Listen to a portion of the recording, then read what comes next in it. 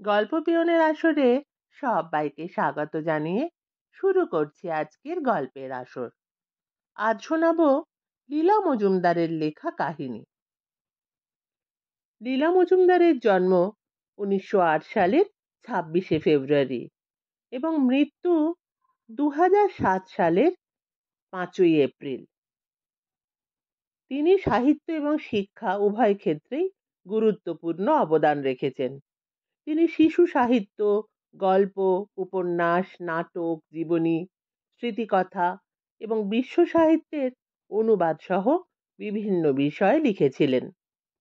তিনি ছিলেন সুকুমার রায়ের খুড়তুতো বোন এবং সত্যজিৎ রায়ের পিসি। শুরু করছি আজকের গল্প, কাশী কাহিনী। আমার এক ননদের কাছে সেকালের কাশী সম্বন্ধে অনেক আশ্চর্য গল্প শুনেছি। তাছাড়া প্রায় 60 বছর আগে নিজেও কাশী গিয়ে স্বচক্ষে অনেক অপ্রত্যাশিত ব্যাপার দেখে এসেছি। সে কাশীকে এখন খোঁজো না, কারণ পাবে না। সেকালে আমার শ্বশুর বাড়ির অনেক আত্মীয় স্বজন পবিত্রতা রক্ষার জন্য এবং জিনিসপত্রের সস্তা দরের কারণে খানকতক ঘর ভাড়া করে কিংবা ছোটখাটো একটা বাড়ি কিনে বা তৈরি করে শেষ জীবনটা সুখে শান্তিতে কাটাবার আশায় কাশীবাসী হতেন। অনেকের আত্মীয়রা কাশীতেই কাজকর্ম করতেন, তাই কাশীবাসী হওয়াটা কিছু বিদেশ যাওয়ার মতো মনে হতো না। নীরদ দিদি সম্পর্কে হন আমার পিস্তুত ননদ। ওরা কাশীতেই 12 মাস থাকতেন। ওর স্বামী আর পরে ওর ছেলেরাও ওখানেই চাকরি বাকরি করতেন। কলকাতার আত্মীয় স্বজনরা অনেক সময় ওদের বাড়ি উঠতেন। ভারী অতিথি বৎসল ছিলেন সবাই। হেসে বলতেন, আমাদের বাড়িতেই উঠো ভাই, বড্ড খুশি হব। তবে হনুমানদের সঙ্গে বনিয়ে সংসার করতে হবে। এসে দেখোই না, ভালোই লাগবে। কাশীর হনুমানরা জগৎ বিখ্যাত। শ্রীরামের অনুচর তো, ওর সঙ্গে নাকি ওরাও স্বর্গে গিয়েছিল। সেখানে যারা থেকে গিয়েছিল তাদের কথা বলতে পারি না, কিন্তু কাশীর হনুমানদের স্বভাব কিছু বদলায়নি। এদিকে কে না জানে যে তাদের মারলে ব্রহ্ম হত্যার পাপ হয়। ফলে আশকারা পেয়ে পেয়ে অন্তত কাশীর হনুমানরা একটা বড় গোছের সমস্যা হয়ে দাঁড়িয়েছিল।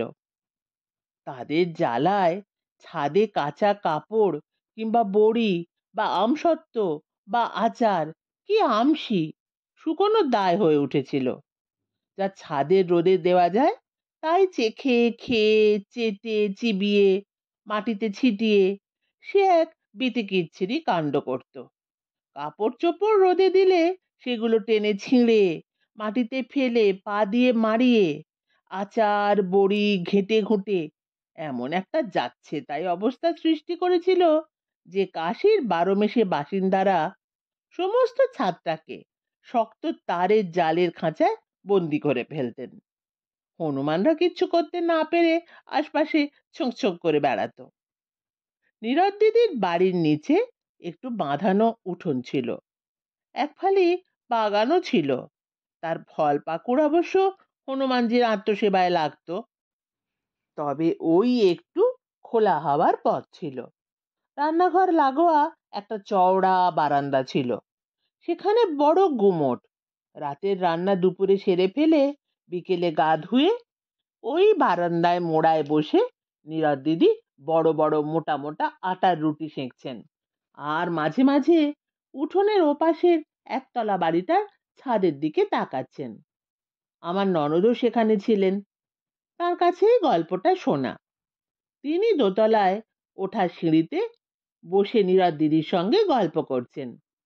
হেন কালে একটা প্রকাণ্ড কেঁদো হনুমান, কে জানে কোত্থেকে জোগাড় করে বিরাট এক ছড়া বড় বড় কলা নিয়ে পাশের বাড়ির ছাদে এসে বসে ভালো মানুষের মতো মুখ করে রুটি সেঁকা দেখতে লাগলো, যেন শেখার ইচ্ছে। রুটি সেঁকা সারা হলে নীরদ দিদি উঠে রান্নাঘরে ঢুকেছেন একটা ডেকচি আনতে। রুটিগুলো ঢাকা চাপা দিয়ে উনুনের পাশে রেখে দেবেন, গরম থাকবে। সঙ্গে সঙ্গে ভগবান হনুমান এক লাফে ছাদ থেকে নেমে থালা শুদ্ধ হাত রুটি তুলে নিয়ে পুনরায় পূর্বস্থানে ফিরে গেলেন। ডেকচি হাতে ফিরে এসে নীরদ দিদি সে কি আক্ষেপ! সবাইকে গঞ্জনা দিতে লাগলেন, তোমরা কি ওকে তাড়াতে পারলে না? অবশ্য তিনি ভালো করেই জানতেন ভগবান হনুমানকে ঠেকানো সহজ নয়। হাঁ করে তার কাণ্ড দেখা ছাড়া কোনো উপায়ই রইল না। তিনি ওইখানে বসে নির্বিকার মুখে একটা করে পাকা কলা গরম রুটিতে জড়িয়ে নিজের সেবায় লেগে গেলেন। শেষ কলাটি মুখস্থ করেছেন এমন সময় সদর দরজায় নীরদ দিদির ছেলের গলা শোনা গেল। অমনি এক নিমেষে থালাটি উঠোনে নামিয়ে রেখে শ্রী ভগবান পাঁচিল টপকে অন্তর্ধান করলেন। সব শুনে ছেলে হেসেই কুটোপাটি, দেবতার সঙ্গে রেষারেষি করে কেউ কখনো যেতে নাকি? ভালোই তো, আর একতরফা তাজা তাজা রুটি করো, আর আমরা গরম গরম খাই। নীরদ দিদির কাছে আর একটা আশ্চর্য গল্প শুনেছিলাম। একদিন সকালে তিনি প্রতিদিনের মতো রান্না বান্না নিয়ে ব্যস্ত। কানে আসছে দূরে কোথায় দুই দল হনুমানের ঝগড়া লেগেছে। এমন সময় কি কড়া নাড়ল। মনে পড়ে গেল দুপুরের দিকে কাপড় কাচা বউয়ের আসার কথা ছিল। খুব সকালেই সে এসে গেছে। উঠোন পেরিয়ে দরজা খুলেই নীরদ দিদি হাঁ, একটি মা হনুমান দু হাতে নিজের বুকে কি একটা জাপটে ধরে দাঁড়িয়ে আছে। দূরে তখনও হনুমানদের ঝগড়া চলেছে। মা হনুমান সে কি করুণ ভাবে দু চোখ তুলে নীরদ দিদির মুখের দিকে চেয়ে দু হাত বাড়িয়ে ধরল। নীরদ দিদি অবাক হয়ে দেখেন খুদে এক হনুমানের ছানা, চোখ বোজা, মনে হয় দিন সাতেকের বেশি নয়।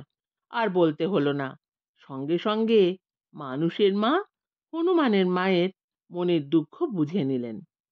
ছানাটাকে নিজের বুকে তুলে মা হনুর দিকে চেয়ে বললেন, কোনো ভয় নেই, আমার কাছেও নিরাপদে থাকবে, পরে এসে নিয়ে যেও। সঙ্গে সঙ্গে মা হনু ছুটে বেরিয়ে গেল। পিসি এক হাত বাড়িয়ে খিড়কি ধরে খিল দিলেন। হনুমানদের হট্টগোলটা যেন অন্যদিকে সরে গেল মনে হলো। নীরদ দিদি চিন্তিত মুখে ছানাটাকে বুকে করে নিজের ঘরে ফিরে এলেন। তিনি জানতেন এ ব্যাপারে বাড়ির পুরুষদের সহানুভূতি পাবেন না। মায়ের মনের কথা তারা কিচ্ছু জানে না। ভাগ্যিস কেউ বাড়ি নেই।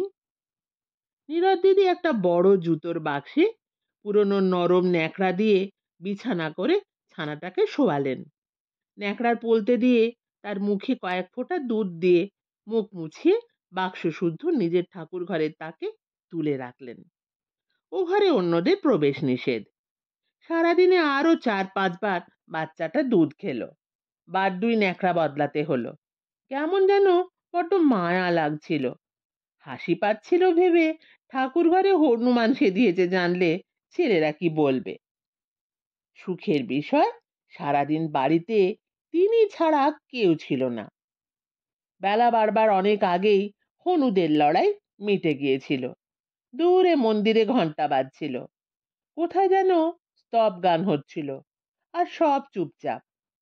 গা ধুয়ে সন্ধ্যা দেবেন বলে প্রদীপ জ্বালছেন, এমন সময় খিড়কি দরে কে যেন ভয়ে ভয়ে টোকা দিল।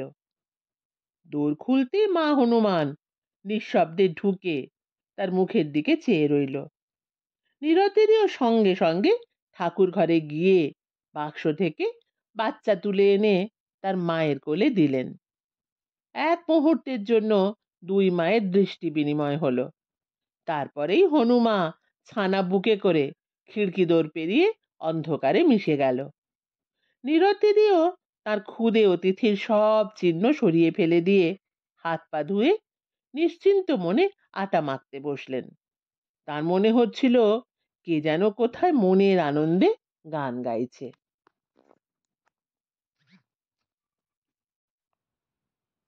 শুনছিলেন লীলা মজুমদারের লেখা গল্প কাশি কাহিনী।